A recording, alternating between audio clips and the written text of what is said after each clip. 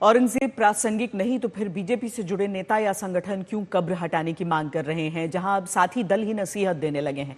औरंगजेब की कब्र हटाने की मांग को लेकर बीजेपी नेताओं को जेडीयू और अजीत पवार की एनसीपी ने नसीहत दी है।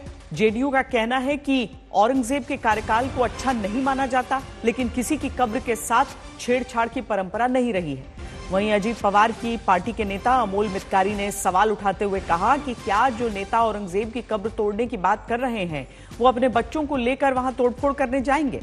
अजीत पवार की पार्टी के नेता ने कहा कि कुछ नेताओं के बच्चे तो विदेश में पढ़ते हैं, लेकिन वो हिंदुओं को उकसाते हैं।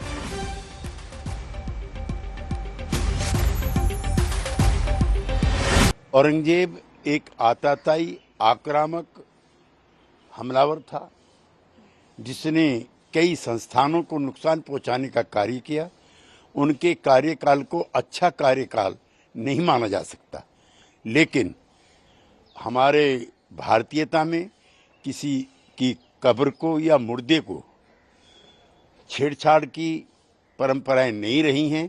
ऐसा रामायण काल और महाभारत काल में भी वर्णित है।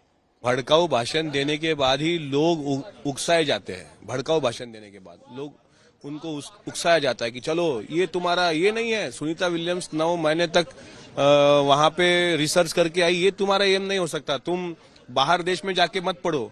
टी राजा की जितनी भी आगे आने वाली पीढ़ी होगी वो सब फॉरेन में पढ़ती होगी, उनको कोई लेने, वो एसी में सोती होगी। लेकिन आने के बाद यहाँ पे वो कोल्हापुर में जहाँ छत्रपति शाहू महाराज ने मोहम्मदन एजुकेशन सोसाइटी निकाली, जहाँ छत्रपति शाहू महाराज ने शेख यूनुस अब्दुल्ला को पढ़ाया, जहाँ छत्रपति शाहू महाराज ने कुरानों का भाषांतर मराठी में किया, वो शाहू महाराज की भूमि में टी राजा जैसा कोई व्यक्ति आता है और इस तरीके का भड़काऊ भाषण करके कहता है कि आप कब्र तोड़ डालो हिंदुओं।